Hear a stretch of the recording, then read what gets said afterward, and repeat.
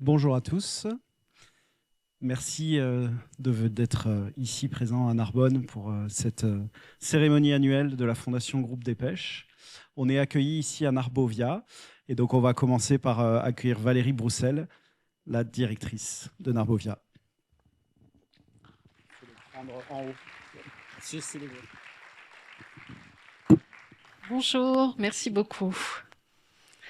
Madame la Présidente, Monsieur le Préfet de Région, Monsieur le Sous-Préfet, Monsieur le Président de l'Université Perpignan-Via-Domitia, Mesdames et Messieurs, chères étudiantes et étudiants qui êtes particulièrement à l'honneur aujourd'hui. Je vous prie tout d'abord d'excuser l'absence de Madame Carole Delga, présidente de Narbovia, qui est empêchée aujourd'hui. Je suis particulièrement ravie de vous accueillir dans ce musée consacré aux collections antiques d'une capitale disparue, Narbo-Martius, première colonie romaine fondée en Gaule, capitale de la première province gauloise, la Narbonnaise. Ravie, puisque cet accueil est un témoignage de ma reconnaissance envers Marie-France Marchand-Baillet, qui est l'une des premières ambassadrices de ce musée depuis son ouverture en 2020, avec la constance et l'énergie qu'elle prodigue pour chacun des projets dans lesquels elle s'investit. Nous travaillons actuellement à une exposition des œuvres de l'artiste franco-chinoise Jiang Xiong-Er, que j'ai pu rencontrer grâce à votre intervention, Madame la Présidente. Je vous invite à venir voir cette exposition qui s'appellera « Le souffle du temps » à partir de mai prochain et qui apportera à tous nos publics la joie et la force qui se manifestent dans les œuvres de cet artiste. Ce musée est attentif à l'une des missions essentielles des musées de France, l'accompagnement des jeunes dans l'accès à la connaissance, à la compréhension de notre monde contemporain grâce à ses racines dans un passé parfois lointain, mais aussi à l'éveil des émotions artistiques grâce aux visites de nos collections et grâce à une approche sensorielle de nos collections par des ateliers pratiques de réalisation de mosaïques, de peinture ou de poterie, mais ce n'est qu'un exemple. Nous commençons dès le lundi la réalisation d'un phare monumental en céramique de plus de 2 mètres de hauteur qui sera positionné à l'entrée du musée. Ce phare a été conçu par l'artiste Magali Satché qui sera en résidence au musée dans les 2 prochaines semaines. Elle le réalisera avec des jeunes en insertion grâce à un partenariat étroit avec la mission locale des jeunes du Grand Narbonne et avec d'autres jeunes inscrits dans l'école d'art plastique de la ville de Narbonne. Pourquoi cette mission d'accompagnement des jeunes est-elle si importante pour chacune des personnes qui travaillent dans ce musée?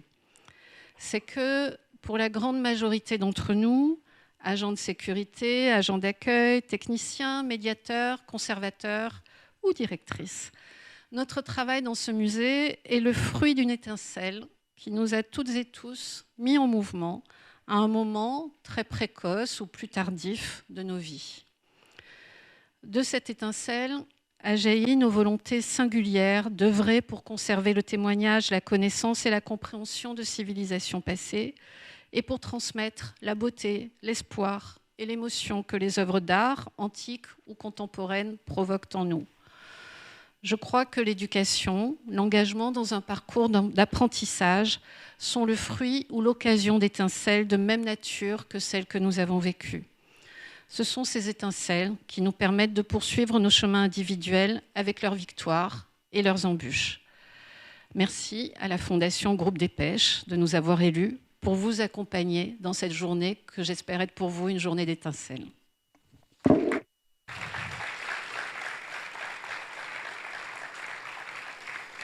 Merci Valérie. Alors pour poursuivre et pour ouvrir cette cérémonie, je vais appeler Madame la Présidente Marie-France Marchand-Baillet.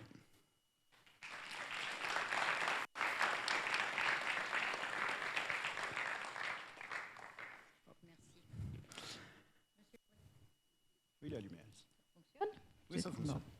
Monsieur le Préfet, c'est un grand plaisir de vous accueillir ici aujourd'hui Et je veux dire à tous les jeunes présents combien il est important que le plus haut représentant de notre État dans la région soit présent pour vous accueillir au sein de la Fondation aujourd'hui. Ça prouve qu'il s'intéresse beaucoup à l'avenir de notre jeunesse et c'est extrêmement important. Merci. Monsieur le sous-préfet, nous sommes heureux aussi de vous accueillir puisque vous venez d'arriver. Chère Valérie, c'est toujours un plaisir de revenir dans ce musée que j'aime particulièrement. Je vous félicite pour votre enthousiasme qui vaut bien le mien, puisque vous venez de le dire, et je pense que c'est grâce à l'enthousiasme qu'on fait bouger les lignes et qu'on fait bouger les choses. Et j'encourage toutes et tous aujourd'hui présents à aller découvrir ce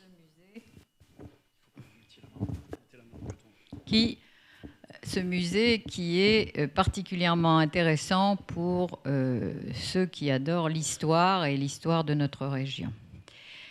C'est la 18e édition de la journée de la Fondation. Un chiffre symbolique, puisque beaucoup de jeunes qui sont ici ont 18 ans. Voilà, c'était l'année de votre naissance, tout juste.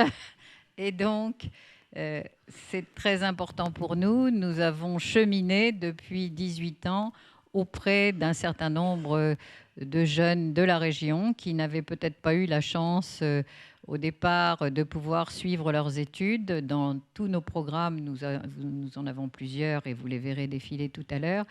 Mais je veux surtout, le message que j'ai à passer à nos jeunes de cette année, c'est le même que celui de l'an dernier. Ne lâchez jamais rien, croyez en vos rêves, croyez en vous et vous réussirez. Nous sommes là pour vous accompagner. Nous serons toujours à vos côtés avec les tuteurs que je souhaite remercier, la fantastique équipe de la Fondation, le comité d'excellence, et je suis ravie de voir combien de membres sont là aujourd'hui, toutes les coordinateurs et coordinatrices pédagogiques. Enfin, autour de nous, c'est une vraie chaîne de solidarité que nous mettons à disposition pour votre réussite. Alors accrochez-vous, travaillez, parce que c'est ce que vous pouvez faire de mieux et que pour réussir dans la vie, il n'y a pas de secret, il faut travailler. Alors, est-ce qu'on peut rappeler qu'est-ce qui avait motivé la création de la Fondation il y a 18 ans, quand vous l'avez lancée? Alors, la Dépêche du Midi est une vieille dame, comme vous le voyez. Elle a 155 ans cette année. Dans quelques jours, le 2 octobre, elle aura 155 ans. Nous avons eu la chance d'avoir, dès le départ, de très grandes plumes au journal. Et parmi ces plumes, Jaurès, Clémenceau, Thomas Mann, Einstein. Et nous sommes depuis l'origine un journal laïque, républicain et humaniste. Et nous sommes farouchement attachés à nos valeurs fondatrices. Et pendant longtemps, j'ai cherché ce que nous pourrions faire au moment des années 2000. Et quand les fondations d'entreprise sont nées, eh bien, je me suis dit, nous allons faire une fondation d'entreprise pour faire honneur à nos précédentes plumes. Et nous allons la dédier pour qu'elle soit à but social et éducatif. Et c'est ce que nous essayons de faire depuis 18 ans. Ce sont des sujets toujours plus d'actualité. On connaît la difficulté des jeunes aujourd'hui, d'un certain nombre de jeunes, à accéder à des études, à pouvoir avoir un parcours qui correspond à leurs attentes. La Fondation essaie de les aider. C'est pire que ça. Beaucoup d'étudiants ne mangent pas 3 fois par jour. Beaucoup d'étudiants ne trouvent pas de quoi se loger et sont tassés dans 2 ou 3, j'ai des exemples, dans des chambres du Crous ou dans des appartements minuscules où ils ne peuvent pas travailler correctement. Il n'est pas normal que dans un pays comme le nôtre, qui est la 7e puissance économique mondiale, l'État n'ait pas fait, monsieur le préfet, je suis désolée, le nécessaire pour que nos étudiants, quelle que soit leur origine, puissent suivre des études supérieures. C'est l'avenir de notre pays. Ce sont les forces vives de demain. Ils ne demandent pas l'aumône, ils demandent juste de pouvoir suivre leurs études sans difficulté. Quand ils sont obligés de travailler, ils ne peuvent pas étudier, on le sait très bien, correctement. Et c'est pour ça que parmi ce que nous apportons une bourse cumulable avec la bourse d'État, un tutorat. Ils sont prioritaires sur les chambres du Crous, particulièrement quand ils vont à l'extérieur, parce que c'est très compliqué quand on vient du fin fond de l'Ariège, de l'Aude ou des Pyrénées-Orientales, de trouver un appartement à Toulouse, à Montpellier, mais encore plus à Paris quand ils s'en vont à Paris. Et nous avons une cellule de soutien psychologique et une coordination pédagogique. Autrement dit, je leur dis, et je vais leur redire aujourd'hui, on vous donne tout ce qu'il faut pour travailler, vous n'avez plus qu'à. Il y a 50 étudiants dans cette promotion, comme chaque année. Il y a 600 à 700 dossiers que vous recevez pour chaque promotion. C'est forcément un crève-cœur de devoir faire ces choix. Oui, on en prend 50 chaque année et souvent un peu plus compte tenu des dossiers. Plutôt, je crois que cette année, on tangentait 54 ou 56. On les accompagne pendant 5 ans. Ça en fait donc 250 chaque année, ce qui est lourd pour une entreprise. Mais c'est vrai que nous en recevons entre 600 et 700 et que c'est toujours très difficile, mais que malheureusement, comme pour toute autre chose, il faut faire des choix. Et notre choix, c'est d'accompagner au mieux ceux que nous sélectionnons. Alors, on va parler de notre parrain. Vous avez dit « croyez en vos rêves ». Lui, il dit « rêvez plus grand ». C'est Moussa Camara qui devait être là, mais qui a eu des petits soucis logistiques. Alors, j'avais choisi cette année un jeune homme de 39 ans qui s'appelle Moussa Camara. Je l'ai entendu il y a quelques années dans un think tank où j'étais invitée et où il planchait. Et à la fin, je suis allée le voir et je lui ai dit « il faut que vous veniez en Occitanie ». C'est un garçon qui est issu de la banlieue, qui n'avait aucune chance d'arriver à créer une entreprise. À la force de sa volonté, il a réussi, et il le raconte très bien dans le livre que vous trouverez dans vos petits pactages tout à l'heure. Il dit que quand il est allé, il a décidé de monter une entreprise pour réparer les téléphones. Il est allé dans les banques lui ont ri au nez. Il est allé, il a essayé d'ouvrir toutes les portes, il n'y arrivait pas. Et puis un jour, il a eu de la chance, quelqu'un lui a tendu la main et grâce à ça, il a réussi à monter sa première entreprise. Et quand il a réussi, il s'est dit, mais finalement, je ne vais pas faire que gagner de l'argent, donc je vais essayer d'aider les autres de la cité. Et il a créé une association qui s'appelle Les Déterminés, qui porte bien son nom, qui maintenant a essaimé dans toute la France. Il y a des Déterminés à Toulouse, à Montpellier. Dans 20 régions de France, 20 grandes villes de France. 20 grandes villes de France. Et il accompagne les jeunes, souvent qui ont été déscolarisés, pour les aider à créer des petites entreprises. Et puis, les petites entreprises grandissent et il fait un travail fantastique.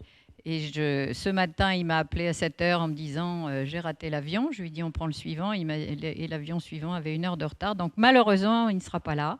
Mais je vais lui demander d'enregistrer une vidéo que je mettrai sur le site de la Fondation pour que vous puissiez aller le voir et que vous compreniez la volonté qu'il lui a fallu à la fois pour arriver à faire son entreprise, mais surtout pour aider tous les gens qu'il a aidés. Il a aidé plus de 1000 entreprises à s'installer et j'ai trouvé que c'était un très bel exemple pour nos jeunes. Donc, je suis désolée qu'il ne soit pas là, mais nous ferons en sorte que vous puissiez le découvrir et puis vous le découvrirez au travers de son livre. Création de 3000 emplois, plus de 3000 emplois en 10 ans. Et puis, une petite anecdote quand même, c'est que il aurait dit ça, je pense, qu'il faut oser, il ne faut pas hésiter à interpeller et à oser. La petite anecdote, c'est que la création des Déterminés s'est fait parce qu'il a croisé par hasard Pierre Gattaz, ancien patron du MEDEF, qui lui a parlé de son association. Et Pierre Gattaz lui a dit « moi, je ne connais pas les banlieues, mais en revanche, je connais les chefs d'entreprise et je vais vous aider ». Et c'est comme ça que l'association est née et aujourd'hui, ça a porté ses fruits. C'est ce que j'ai dit, il suffit de trouver quelqu'un qui vous tende la main. Voilà, exactement. Merci beaucoup. Merci.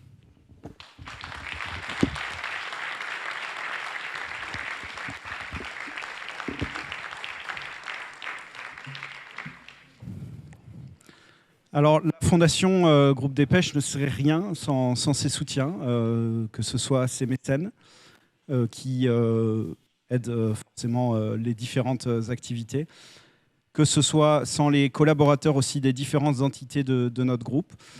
La présidente l'a dit, certains et certaines sont là aujourd'hui, mais les étudiants et les différentes actions sont accompagnés tout au long de l'année par des salariés du groupe qui donnent de leur temps tout au long de l'année pour faire en sorte de faire aboutir les projets. Et puis une mention spéciale, on l'a dit aussi, aux membres du comité d'excellence de la Fondation. Le comité d'excellence de la Fondation, c'est lui qui définit les grandes lignes des actions de la Fondation. Donc c'est forcément très, très important puisque c'est la direction, avec la présidente, la direction que va prendre la Fondation dans les prochaines années. Un grand merci à tous et je pense qu'on peut les applaudir puisqu'il y en a une partie qui sont dans la salle aujourd'hui.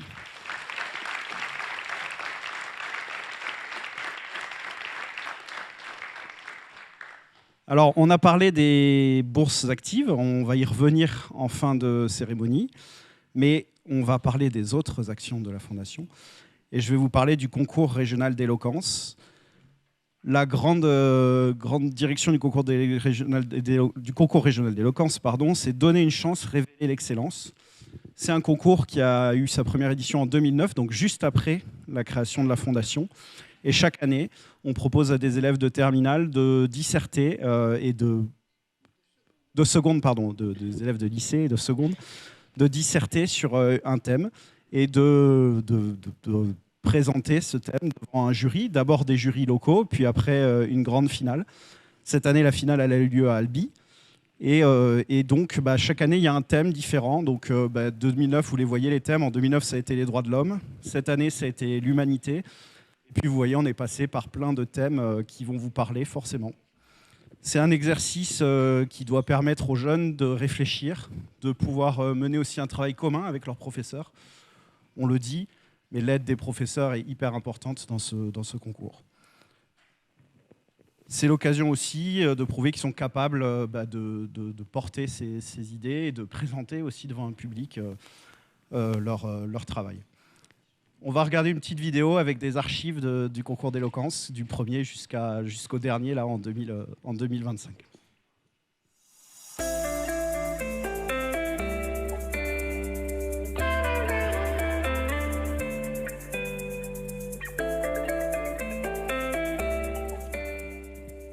Parmi les droits des enfants, mais est-ce qu'il y a le droit à la parole?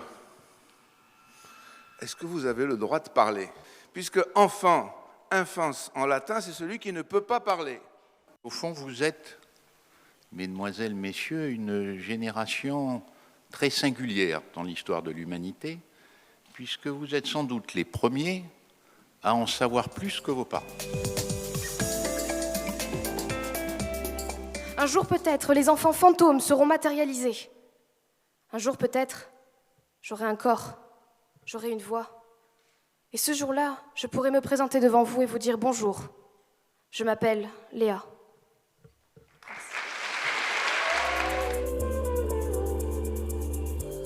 Qu'est-ce que signifie convaincre, si ce n'est s'adresser à la part d'humanité de l'autre?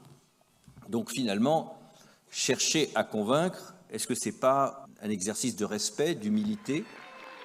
Choisissez bien vos mots pour toucher les cœurs et les esprits et nous aider à éclairer le devenir de notre humanité. Le problème pour parler de l'humanité, c'est que nous faisons tous preuve d'hypocrisie à ce sujet. Pourtant, nous sommes tous des êtres humains, à part entière. L'humanité, c'est nous.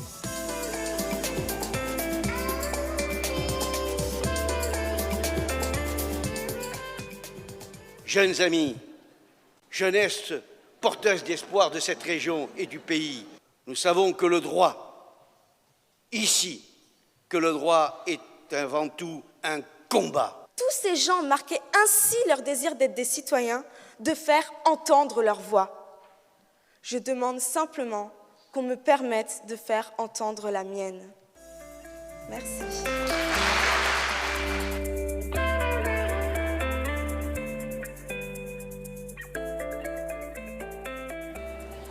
Il faut du courage pour parler, il faut oser.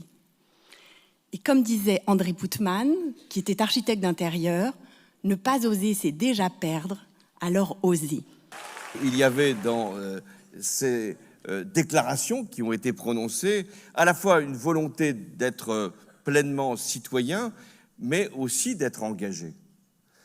Et de vouloir prendre toute votre place. Beaucoup, tous même, qui se sont ici présentés, ont évoqué leur République, la République idéale, mais aussi leur détermination à prendre toute la place qui doit être la vôtre, vous, la jeunesse de France. N'est-ce pas incroyable d'avoir sa République idéale dans la tête, rien que pour soi, puis de la laisser s'élever dans les cieux, telle une colombe après la guerre?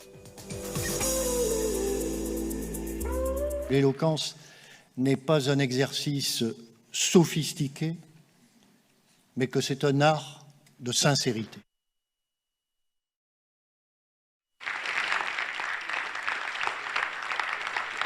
Je vais appeler Maître Thierry Carrière, ancien bâtonnier et initiateur de ce concours.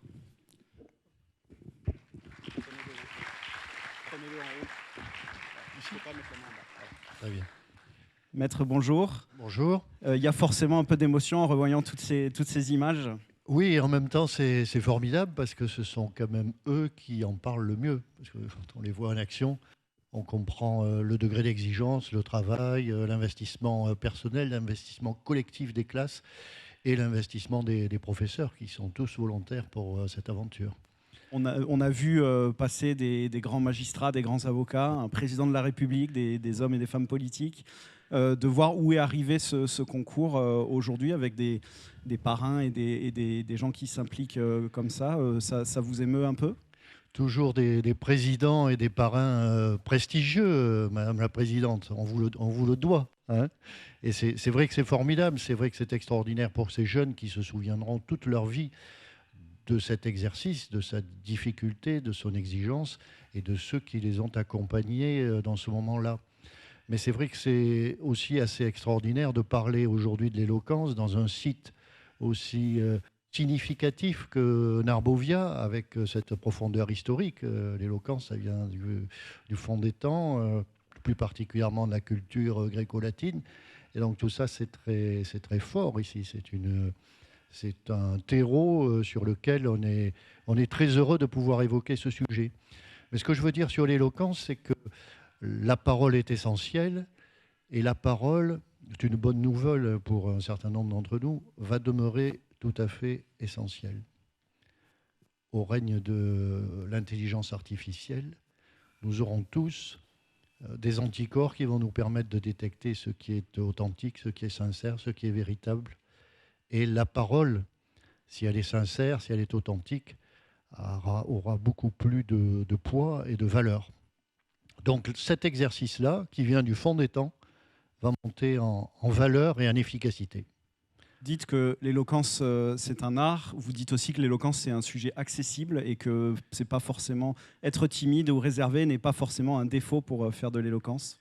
Les timides font de très bons orateurs, mais il faut commencer par vaincre un certain nombre d'obstacles qui sont avant tout anneux.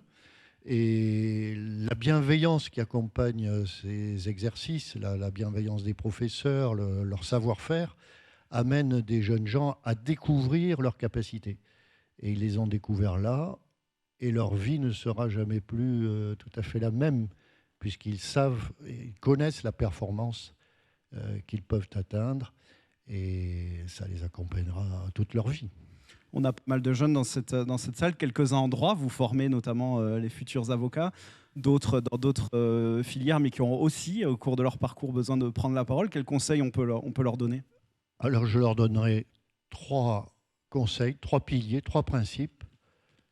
SOS, vous ne pouvez pas oublier. Structure, on réfléchit à ce qu'on va dire, on le met à peu près en ordre, c'est la structure. Je dis aussi la structure, c'est savoir qui on est et vérifier qu'on a quelque chose à dire. Généralement, c'est le cas, mais parfois on est confronté à des prestations, on se dit, mais peut-être que la personne ne sait pas bien ce qu'elle fait là et qu'elle peut-être n'a peut-être pas réfléchi à ce qu'elle avait à dire. Donc structure, oralité, c'est-à-dire une véritable oralité, le plus possible se détacher des notes, si possible ne pas en utiliser, sinon simplement un passe-bête. Structure, oralité et sincérité.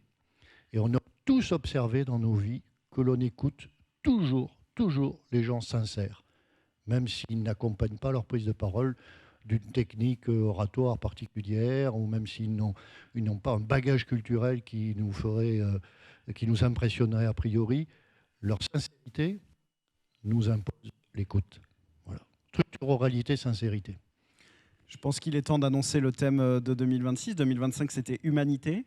Et je vais vous laisser l'honneur d'annoncer le grand thème de 2026. Oui, le comité de sélection des sujets s'est réuni. Et avec Madame la Présidente, nous avons choisi le thème « Résister ».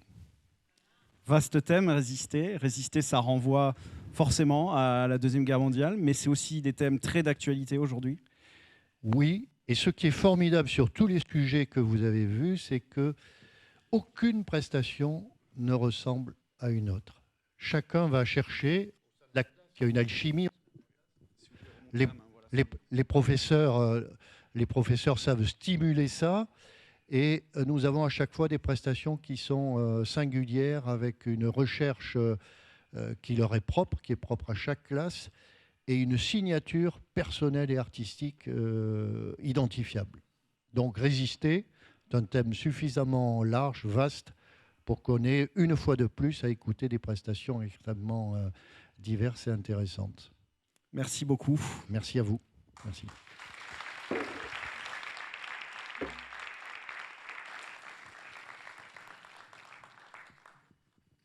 Alors, on va poursuivre sur les initiatives de la Fondation. On l'a vu, le concours d'éloquence. On le verra, les bourses actives qui vont pas tarder à arriver. Mais il y a aussi d'autres actions que vous voyez présentées. Le premier, c'est le prix du chef-d'œuvre, qui se fait en partenariat avec l'AMOPA. L'AMOPA, c'est l'association des membres de l'Ordre des Palmes académiques. Et c'est une initiative qui a été faite en partenariat avec cette association et avec le rectorat de l'Académie de Toulouse. Et l'objectif, c'est de valoriser les compétences et mettre en lumière le savoir-faire des élèves et apprentis en CAP. Donc c'est toujours le même objectif, c'est de valoriser et encourager l'excellence. Je pense que c'est le fil rouge de ce que fait la Fondation, tout au long de son année et de ses activités. Et à chaque fois, ça s'adresse aux jeunes, et je pense que c'est important de le dire. Vous êtes nombreux dans cette salle, c'est à chaque fois des projets qui s'adressent aux jeunes et qui offrent aux jeunes une possibilité de se mettre en valeur. Il y a aussi, depuis le début, un partenariat avec l'UCRM. L'UCRM, l'objectif, le but de ce partenariat, c'est d'accompagner les publics les plus vulnérables et de mettre en place de nouveaux outils afin de favoriser leur parcours de formation et d'insertion professionnelle. Ensuite, on a des choses qu'on connaît bien, nous, les journalistes, c'est dans les rencontres d'Occitanie, puisque les rencontres d'Occitanie sont des rendez-vous d'échange en partenariat avec la gendarmerie d'Occitanie. Et tout au long de l'année, il y a des conférences, débats sur des thématiques d'actualité. Je crois que nous, à l'Indépendant, on en a eu une récemment sur les violences faites intrafamiliales et les violences faites aux femmes. Et toute l'année, il y a quelques conférences au sein des territoires qui sont à retrouver d'ailleurs dans nos titres pour les comptes rendus. Et puis, on va reparler de Narbonne puisque la quinzaine du Japon s'ouvrira le 6 novembre pour sa 4e édition ici à Narbovia.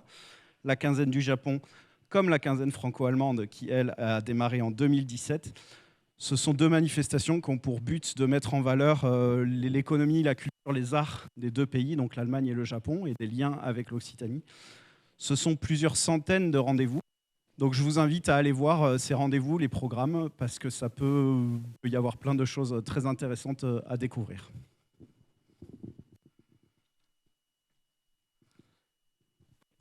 On va passer aux bourses actives. C'est pour ça qu'une partie d'entre vous est là.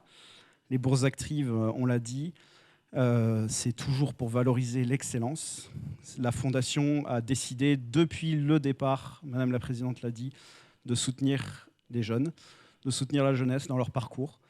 Chaque lauréat a une aide financière, évidemment, mais aussi un appui global, que ce soit avec des tuteurs, que ce soit en ouvrant quelques portes, avec l'appui notamment le Crous, le logement, on le sait, c'est très important.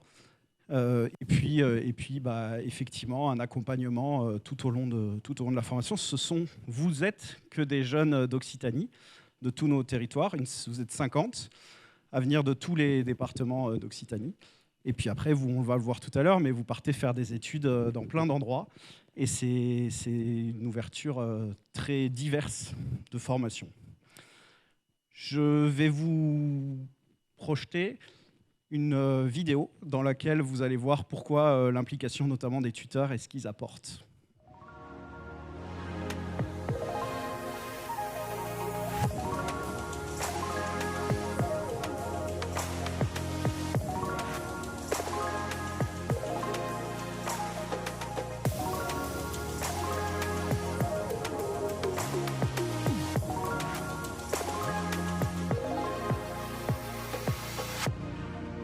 J'ai été lauréat en 2013 du côté de Toulouse. Suite à ça, je suis devenu aussi membre du jury de la Fondation côté Est. C'est au cours de ces jurys que j'ai rencontré Steve et où j'ai eu un coup de cœur pour être son tuteur et c'est pour ça qu'on se retrouve là aujourd'hui. Moi du coup ça commence dès la seconde. J'ai rencontré à ce moment-là du coup ma professeure de biologie, elle m'a dit tente ta candidature. Il avait un profil un peu similaire à ce que moi j'ai vécu, je me suis reconnu en lui, c'est-à-dire être le premier d'une fratrie à faire des études supérieures en venant de milieux plutôt rural. C'est ce qui a fait que ça a bien fonctionné depuis maintenant plus de 2 ans avec lui. J'ai donné des conseils, je l'ai accompagné parce que j'ai aussi eu un parcours atypique. Je suis quand même assez contente d'avoir pu apporter quelque chose, de m'être senti utile vis-à-vis de son parcours à lui. Dans les grandes lignes, c'est mon tuteur. En vérité, je le considère comme un ami. Quand je suis arrivé à Montpellier, déjà, je connaissais personne. Et c'est lui qui m'a envoyé un message en me disant « Salut, je suis ton tuteur, est-ce que tu veux qu'on se rencontre ?» Donc déjà, ça m'a vraiment rassuré. Toutes les 2-3 semaines, je lui envoyais un message, je lui disais comment j'allais, comment la fac se passait, comment les cours se passaient, etc. Et aujourd'hui, c'est un vrai soutien. Bon, moi déjà, j'ai connu la fondation, je ne l'ai pas dit, mais c'est parce que ma maman m'a forcé à candidater. Et j'ai bien fait de l'écouter et de candidater parce que ça a été... Depuis, je suis encore là. C'était en 2013, donc ça fait déjà plus de 10 ans. L'oral s'est bien passé, les membres du jury m'ont fait un peu le même suivi que je fais un peu avec Steve. Et c'est vrai que c'est un lien qu'on établit avec la fondation, on est reconnaissant, on est suivi. J'avais un tuteur justement de la fondation qui s'appelait André Giroux. J'étais rentré en prépa. J'ai pas du tout aimé le cadre de la prépa. J'ai pu réussir à me réorienter grâce à mon tuteur, aller à la fac et finalement faire une licence de chimie, toujours en lien encore avec quand même la fondation. Je me dis, on me donne ma chance, on croit en moi. C'est pas parce que je suis issu de milieu populaire que j'ai pas le droit de réussir. Du coup, venant de milieu défavorisé aussi, avoir eu la fondation, c'était un gros plus. Ça m'a permis de m'épanouir beaucoup plus facilement et surtout d'appréhender la vie, mais avec beaucoup plus de facilité et avec beaucoup moins d'inquiétude. Chaque promotion, c'est 50 lauréats. Et en fait, c'est bête, on ne se voit pas tout le temps, mais ça fait un réseau. Et quand il y a des événements, on peut se revoir. C'est le gros de la fondation, c'est l'aspect social à 100%. À mon sens, ce que ça apporte le plus, c'est des conseils au départ. Dans mon cas, j'arrivais à la fac, je sortais du lycée, je suis partie faire du droit alors que j'avais un bac S, donc je découvrais de nouvelles matières, de nouvelles méthodes de travail. L'accompagnement de la fondation m'a permis de pouvoir faire mes 5 années d'études sans avoir de problématiques particulières, me concentrer vraiment sur les études et derrière de trouver plus facilement du travail. La première étape, c'est de rédiger un dossier dans lequel en fait, on explique notre motivation, notre projet professionnel tout d'abord. On a reçu ensuite un courrier qui nous disait qu'on était présélectionnés, qu'on allait être reçus pour les oraux de sélection, pendant lesquels du coup, on a échangé avec un jury de 3 personnes pour bien comprendre un peu si on était vraiment motivés et surtout en quoi la fondation pouvait nous accompagner sur les problématiques qu'on pouvait rencontrer. Pour moi, le tutorat, c'est un élément du package qui est incontournable et qui est hyper important. Dans la mesure où on peut accompagner le jeune, l'aider et être là aussi au-delà de ses études, s'il a des difficultés autres dans sa vie, être là pour le soutenir et pour l'aider sur d'autres sujets. Quand j'étais lauréate, j'ai participé à pas mal d'événements où on pouvait être bénévole pour aider, que ce soit sur les cérémonies annuelles ou les concerts annuels de la Fondation. Et l'an dernier, j'ai pu participer pour la première fois au jury de sélection des nouveaux candidats. C'est un petit peu compliqué pour moi de me mettre dans ce rôle au départ parce que j'ai l'impression de passer de l'autre côté de la table, ce qui a été le cas en fait. Et on reçoit plein de gens dont les profils sont différents, qui ont tous des projets normalement assez réfléchis et assez cadrés. Je trouve logique de venir participer au jury ou sur des événements quand il y a besoin, dans la mesure où la Fondation a su m'accompagner quand moi j'en avais besoin. Si j'ai la possibilité, moi, de renvoyer l'ascenseur et d'accompagner de nouvelles personnes, je trouve ça normal en fait. Ce rôle-là de tuteur et de membres du jury, c'est vraiment pour moi le moyen de dire merci à la Fondation aussi.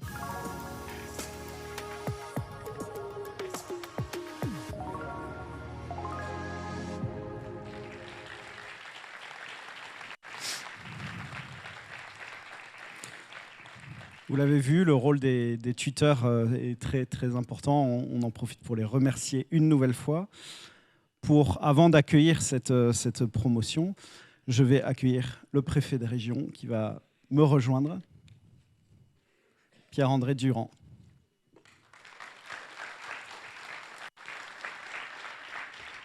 Tenez-le en haut.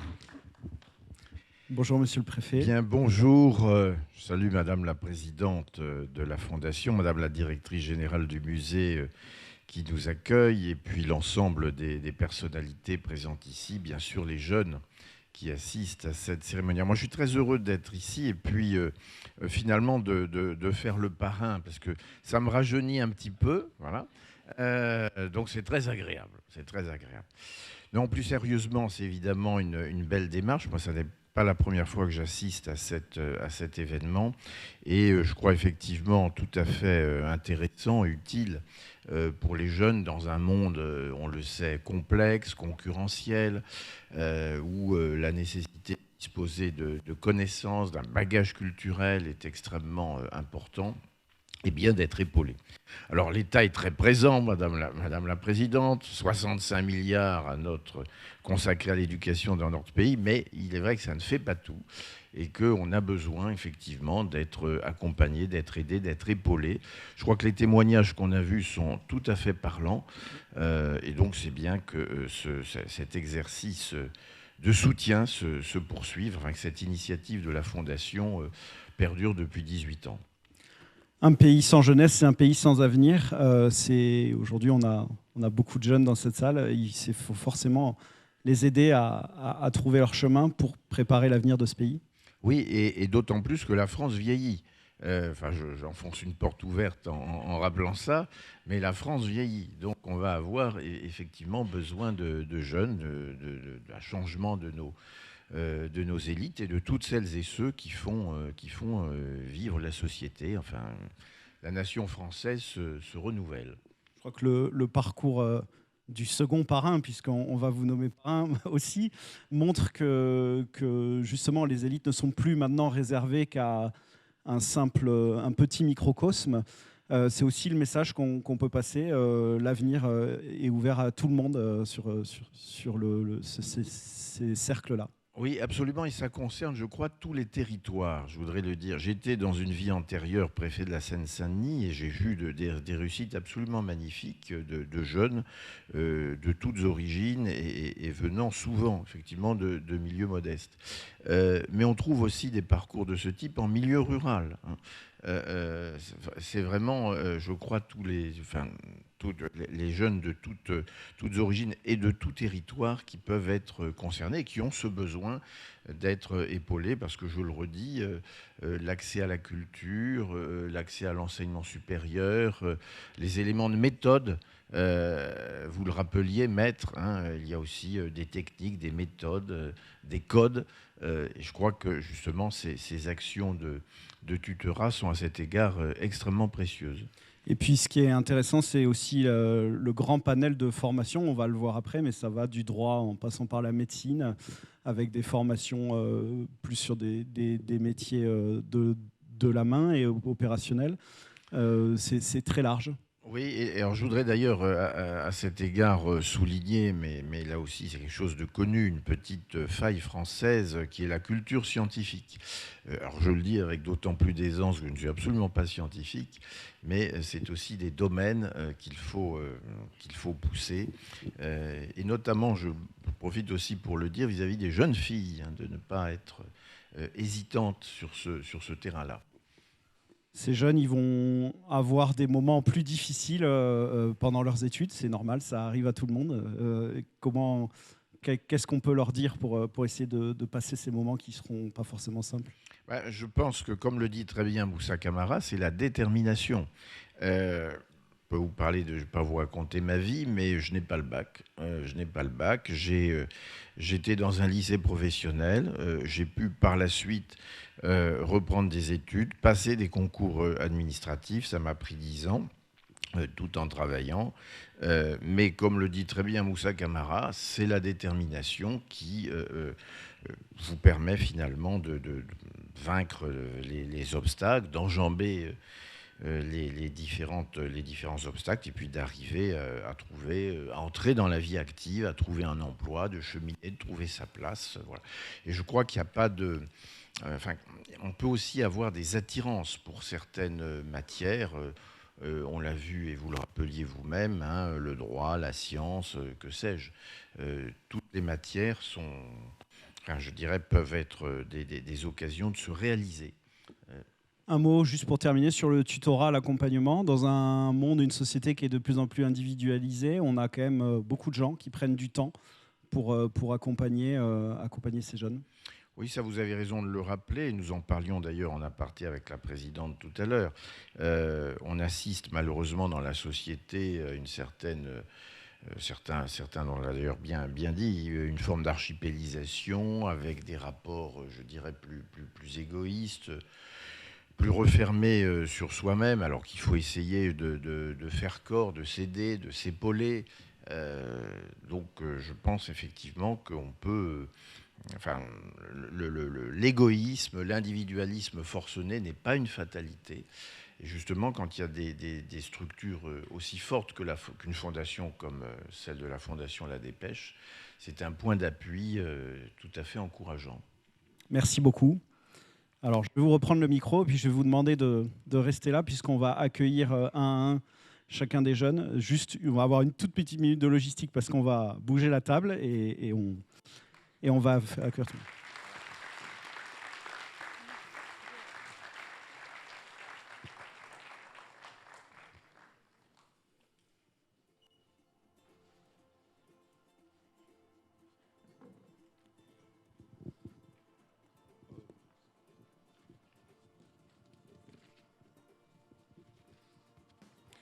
Alors, donc, je vais appeler un à un les jeunes concernés. Vous allez descendre. On va vous remettre le diplôme. Il y a une petite photo qui va être faite. Alors, je ne sais pas où est le... Oui, vous allez vous mettre là-bas. Et après, vous repartez, vous restez au fond là-bas. Voilà. Je vais juste demander, voilà, Charles... et donc, vous pensez bien à prendre la photo, à rester devant le photographe pour prendre la photo. Donc, le premier jeune, c'est Mathias Alarson. On peut l'applaudir quand il descend. Il est rentré à Sciences Po Nancy. Il est rentré à Sciences Po Nancy.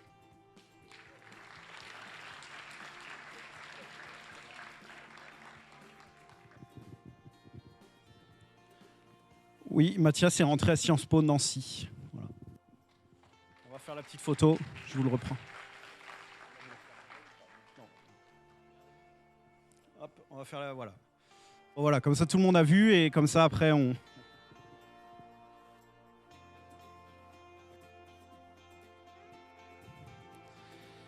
Je vais appeler Myriam Arabo, licence de droit à l'Université du Capitole à Toulouse.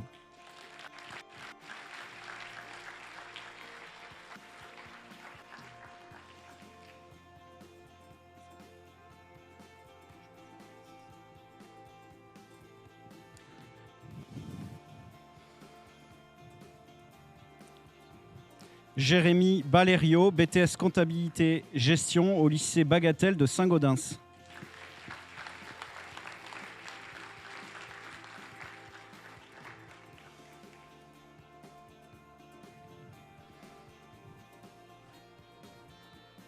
Emma Baratas Ouzaï, licence sciences politiques à l'Université de droit de Montpellier.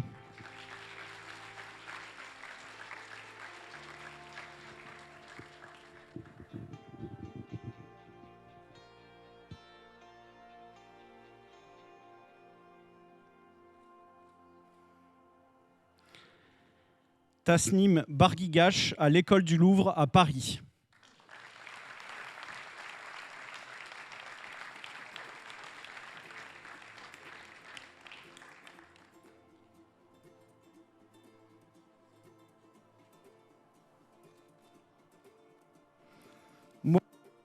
Bendouba, classe préparatoire physique chimie ingénieur au lycée Bellevue à Toulouse.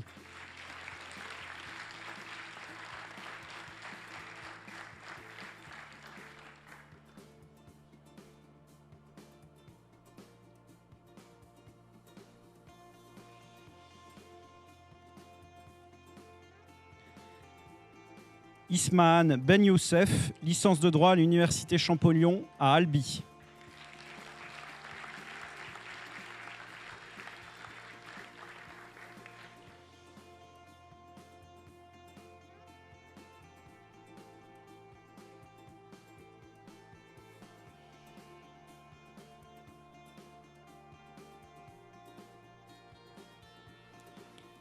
Issa Camara, BTS Gestion de la PME au lycée Bagatelle à Saint-Gaudens.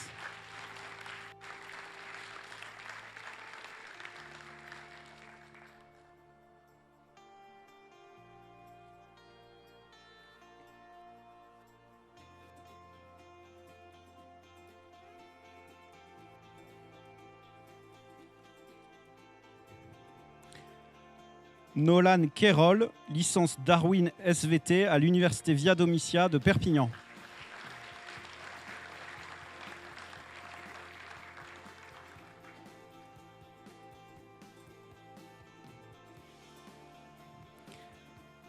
Siméon Chartreux, prépa intégrée spécialité mécanique à l'INSA Toulouse.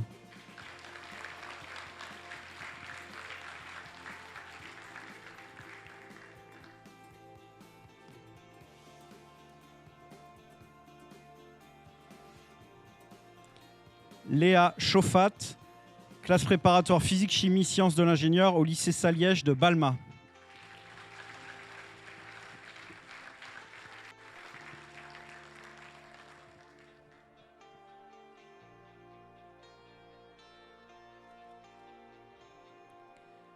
Colline Courleux, licence de droit à l'Université du Capitole à Toulouse.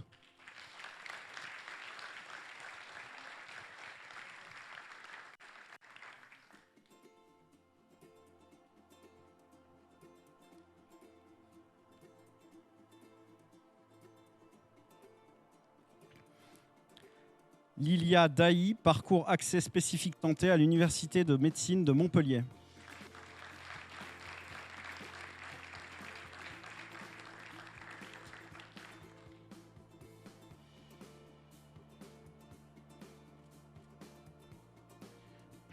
Hugo Delors, BTS chef de chantier en alternance à Lessire, à Malmort de Provence.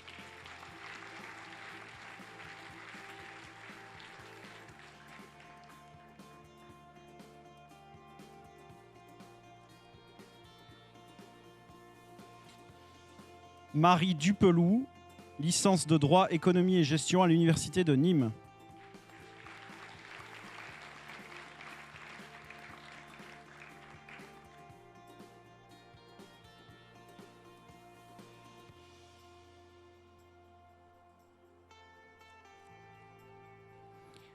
Alima S. Salehi Lasfar, licence de langue, littérature et civilisation étrangère, filière lettres et sciences humaines à l'Université Via Domitia de Perpignan.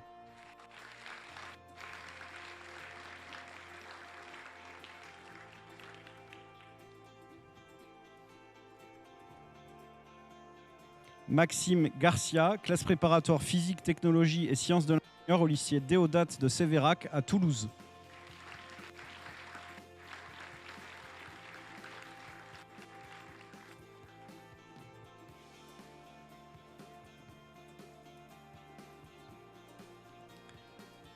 Laura Guillot, double licence droit et français-espagnol à l'École européenne du droit à Toulouse.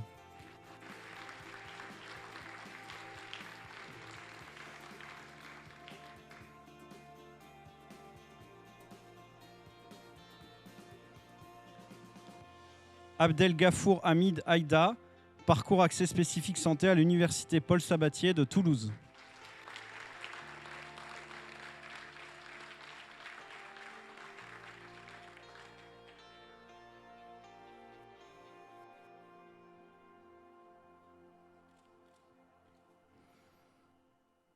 Mayanel Humbert Garcia, BTS agricole, gestion et protection de la nature au lycée Henri Quey de Neuvic en Corrèze.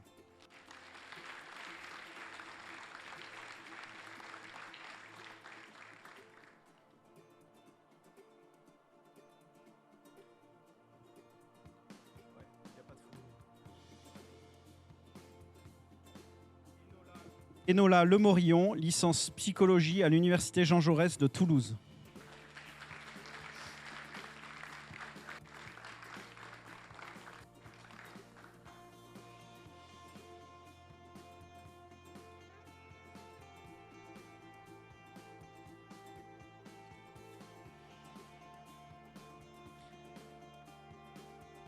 Yona Neima Leleu, Sciences Po Paris, campus du Havre.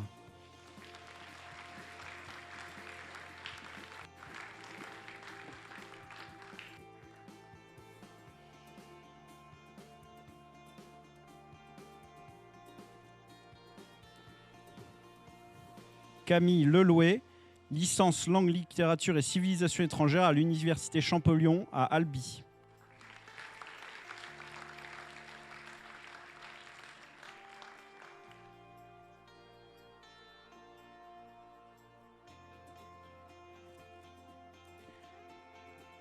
Lucas Lerche-Montarnari, licence STAPS, accès santé à l'UFR STAPS de Montpellier.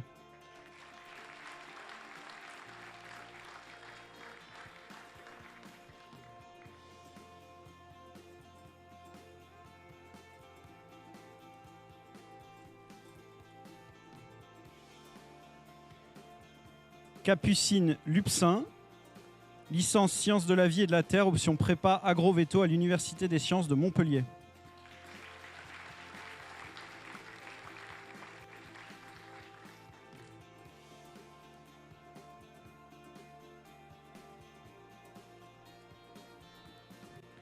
Charlie Martin, double cursus INSA Sup Énergie Renouvelable à Toulouse.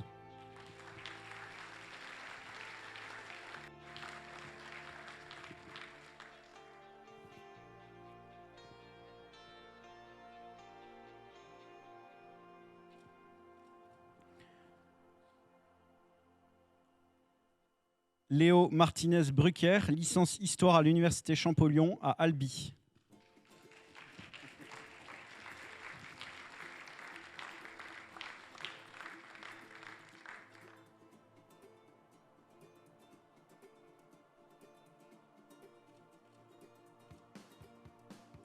Théo Mazot, licence Sciences sociales, parcours bidisciplinaire, économie, sociologie à l'Université Jean Jaurès de Toulouse.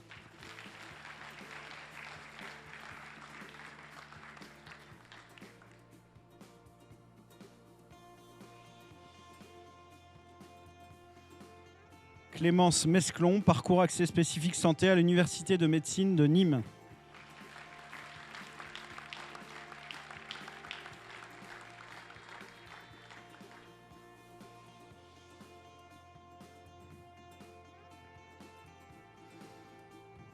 Ajar Mounouar, parcours accès spécifique santé à l'Université de médecine de Montpellier.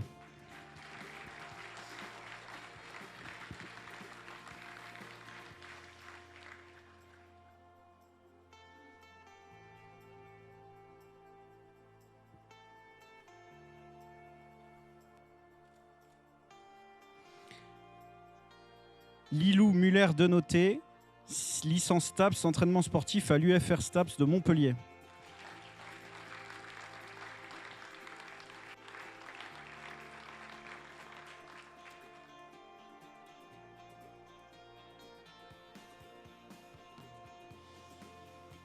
Alors si les derniers qui sont arrivés peuvent se mettre plutôt de l'autre côté pour qu'on puisse avoir encore un cadre pour la photo. Diegan Ndion, licence Histoire option Sciences politiques à l'UT de Lorient, Bretagne Sud.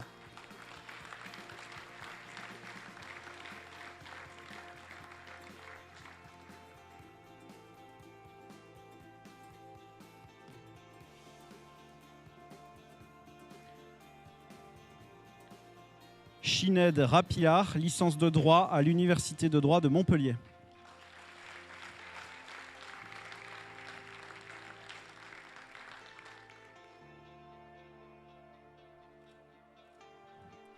Ryan Sihamed, BUT Gestion des entreprises et des administrations à l'IUT Paul Sabatier de Toulouse.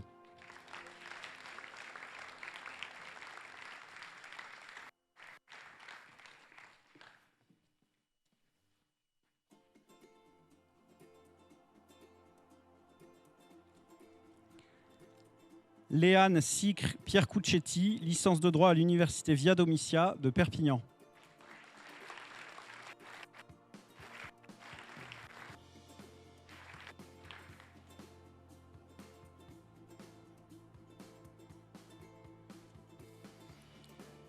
Raphaël Siegel-Boissière, double licence droit géo aménagement à l'Université Panthéon-Sorbonne à Paris.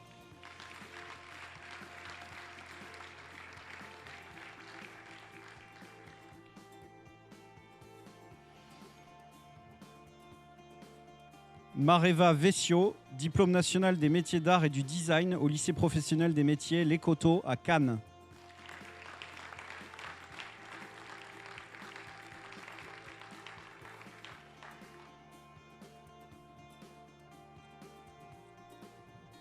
Et Marcel Borel, Zibi, parcours accès spécifique santé à l'Université de médecine de Montpellier.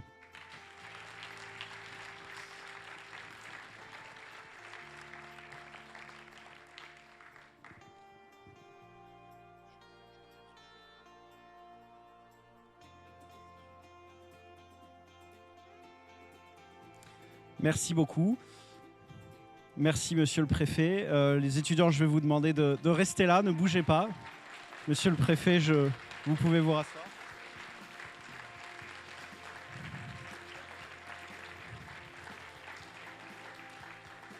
On va avoir une petite pensée pour les quelques absents. Certains sont déjà commencé leur parcours et sont loin.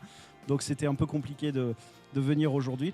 On l'a vu, même il y a des avions en retard et tout ça. Donc voilà, on a une petite pensée pour les absents. Et donc il va venir le temps de clore cette cérémonie. Et pour ça, je vais rappeler Madame la Présidente, Marie-France Marchand-Bailey.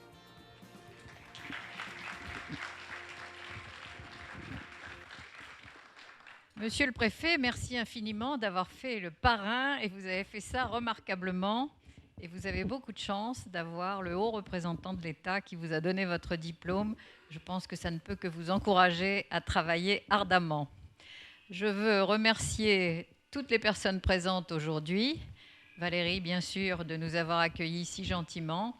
Et puis toutes celles et ceux qui font vivre au quotidien notre fondation. Vous l'avez compris, c'est une chaîne de solidarité, d'amitié au fil des années. Et c'est ce qui, je pense, nous fait vibrer, nous fait chaud au cœur et nous donne envie chaque année d'accueillir notre nouvelle promotion. C'est toujours un moment très émouvant parce qu'on vous voit arriver, puis on vous voit grandir, puis on vous voit dans 5 ans. Et puis certains d'entre vous reviennent. Et j'étais contente tout à l'heure de voir Jordan, qui depuis maintenant est professeur de physique, je sais pas, voilà. Il est là-bas. Qui est toujours là, fidèle, alors qu'il était dans les toutes premières promotions. Et ça nous fait vraiment plaisir. Donc, travaillez, réussissez. Nous sommes là pour vous accompagner. Quel que soit votre problème, n'hésitez jamais à appeler la Fondation. On a toujours une réponse pour vous. Et on espère vous revoir régulièrement au moment des manifestations de la Fondation, parce que c'est toujours un plaisir d'avoir de vos nouvelles. Je voyais tout à l'heure l'une des jeunes femmes qui est intervenue, qui attendait un bébé. Alors, c'est un de mes grands bonheurs d'avoir des invitations à des mariages ou des photos des bébés qui viennent de naître. Et ça, c'est un vrai bonheur. Merci infiniment à vous tous. Et je vous propose qu'on aille prendre maintenant le verre de l'amitié. Merci, Guilhem. Vous avez fait tout ça très bien. Un immense merci à tous et bravo. Merci. Donc, un tout petit mot pour conclure, très pratique. Donc, le verre de l'amitié cocktail au restaurant du musée. Pour les étudiants, vous allez suivre les gens de la Fondation. On va aller faire une photo, et Charles, évidemment. On va aller faire une photo plutôt dans le cadre du musée. Voilà, donc si vous pouvez suivre. Et vous allez aussi récupérer le petit sac qu'on va vous remettre au passage.